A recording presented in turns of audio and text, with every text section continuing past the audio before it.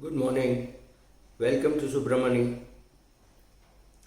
I'm going to talk about a concept called portfolio ruin, which means what happens to your portfolio during the course of your life, which means you're, say, 58 years of age or 55 years of age, and you retire and you die at the age of 105 or 101 or something like that. So, another 45 years. What happens to your portfolio, how well it got managed, and whether it leads to portfolio ruin. So, what is the main cause that you have to worry about? There are various factors impacting this, right? You do not know how much you will accumulate, you do not know what will be the return that you get, you do not know how much you will spend during your retired life, you and your spouse, how much will you spend on medical, everything else seems to be discretionary, and whether there is any pandemic, epidemic, or long run of poor returns, sequence of return risk, right? If you look at all these factors, now what is the single biggest factor that is going to impact this? I do think that has to be longevity, on which again we have no control, right? We have no control on any of these factors. Remember, we have no control on how long we will live, we have no control on how much we will spend on medication, we have no control on all that. But I am just looking at what will be the single most factor, and I think the single most factor will not be portfolio return, it will be longevity. If you are prepared for 85, 90, and if you live till 98 instead of 90, those last 8 years, are you well prepared? That is the question. In fact, in the US, this is perhaps extremely widely discussed topic, but not in India. In India, we are still only talking about the accumulation stage. This is actually the second stage of your retirement. That is when you have accumulated, you have retired, and now you have to draw from that. So there are two things. One is the probability of ruin, and that is not the same as the sequence of return risk. Sequence of return risk is as soon as suppose you had retired in December, January, and you had gone to a young IFA, there's a good chance that you would have put a lot of your money in equity, saying in the long run equity will do well, and you have 30, 40 years. Nothing wrong with that, perfectly right. But if you had immediately reviewed it in March, you would have seen a dramatic and a disastrous performance of your equity portfolio, and you may have panicked because you no longer have a job. Your human life value has gone to zero because there is no potential of your earning income by doing some activity. If it is just portfolio income on which you have got to live, you have to be very careful that nothing dramatic and drastic happens to your portfolio, right? Unless, of course, the portfolio is so huge that it doesn't matter, but none of us are able to really build that size of a portfolio. So this is different. Portfolio coming to ruin means at some age of your life when you're still alive, the portfolio going to zero. Now that has got various other factors. Sequence of return risk is of course one of them, but that's a small part. Like I said, there should be longevity risk, spouse getting cancer and draining a lot of the money and not being covered enough by insurance, right? These are all other risks other than sequence of return risk. So for a given sequence of return risk, the probability of depleting your savings increases if you are again obviously expected to live longer than, or spend more, or start out with a smaller corpus. Now, what is a smaller corpus? We all keep saying that you need 30 times your annual expenses. Suppose your annual expenses at retirement, let's say you're retired now, it's about 5-6 lakhs. So 6 lakhs into 30. So you start with 1.8 crores. Now 1.8 crores assumes very simple living, and or rather I would say your decent return on your equity portfolio, decent return on your debt portfolio, no pandemics, no major medical expense which is not provided for, which means not covered by insurance, right? So you look at all those factors. But suppose there is somebody who's got 100 times his annual expenses. He requires, let's say, 1.5 crores, and he has something like 6-7 crores. That person obviously runs a lesser risk than the person having 1.5 crores. 1.5 crores is enough. I'm not saying 1.5 is not enough, but obviously the person with a higher level of corpus runs lesser risk. That's all. Again, like the key variable, life expectancy, then size of a portfolio, then as and when we age, it tells us that the probability of ruin also is a function of aging, because when you think you will live longer, so you could reach the age of 85 either with a much bigger corpus and having lesser amount of time to cover, or you could reach 85 with lesser amount of time to cover, but the corpus having depleted, you may be wondering whether this amount is sufficient.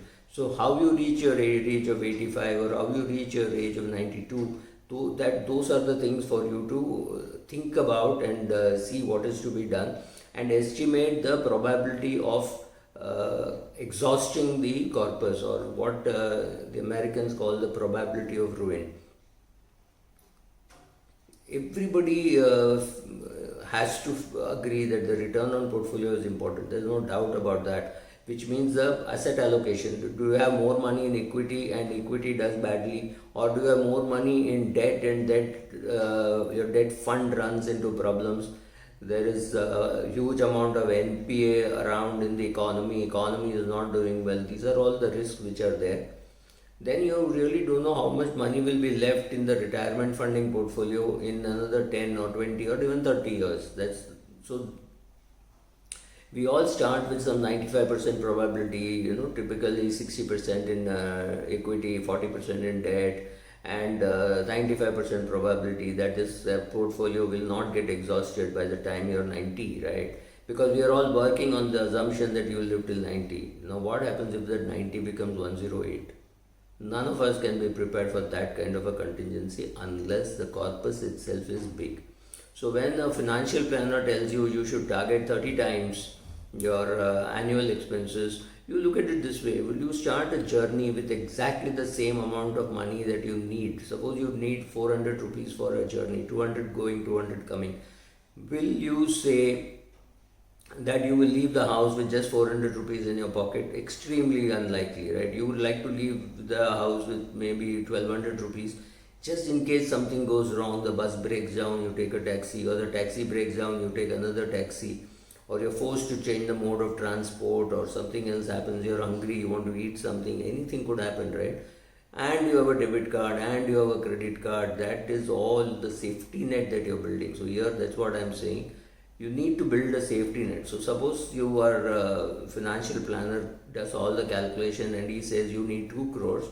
The thing is, if you have 6 crores, obviously you're more secure. If you have 5 crores, you're slightly less secure than the guy having 6 crores. But one important thing is, you can start with a bigger portfolio, and because you're starting with a bigger portfolio, you can afford to be more conservative. You can put more money in debt bearing instruments which are risk free, like RBI bonds.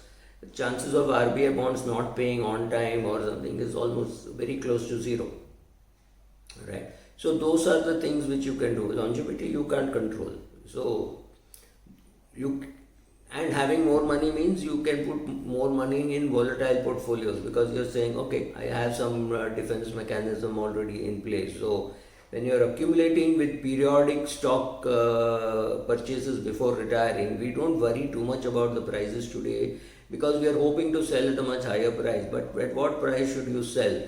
So if you think a share has peaked out and you are 82, should you sell because you want to use that money and fund an annuity? Or should you say, no, this I think is going to do well, I'll sell it when I'm 85 or 88, right? Something like that. So the best way to see the cost of sequence risk is to look what happens when it is in present. Like 30 years of market return, what will happen? What will the result be? The same terminal value of the buy and hold strategy, will it work regardless of the order of returns, right? That's what you're asking. So if you have started life and you got 3 years returns of -7, -10 and -4, imagine the dramatic impact it has on your portfolio, on your actual portfolio and on your mind. Because two things you're worried about, saying, if I don't have enough money anyway in my equity portfolio, how will the how will the subsequent returns enhance my portfolio, because it has been nibbled away in the first 3 years. So those are the questions which you have to answer. However, when you add or reduce the numbers from each of those years that are required, no matter from where these numbers come, do you do a constant rupee spending, do you do a constant percentage, or the order of sequence, does it really matter? That is the sequence risk. Now, the periodic spending, if too large, can also result in depleting your portfolio after retirement. So you're exposed to a risk of ruin. Losing 100% of a savings portfolio, however, is almost unlikely if you have managed it reasonably. But please don't try managing it without any professional help. This is a worry. Probability of ruin and sequence risk are not the same thing. A poor sequence of risk can hurt your probability or can worsen the probability of ruin, but that does not mean that is the only risk which is present. It is often, losses hurt more when we spend during a volatile investment portfolio. When the markets are down, if you're forced to withdraw from your equity portfolio, that causes more damage, right? So be careful about your post-retirement withdrawal. I'm going to do more lectures, and if you have understood or not, I try to supplement something on my blog also. In case you have a different set of questions to ask, I'm suddenly seeing a lot of people above the age of 65 are coming to this blog. So if you have any special requirements, please ask me. I know this is not a very easy topic to understand. Thank you.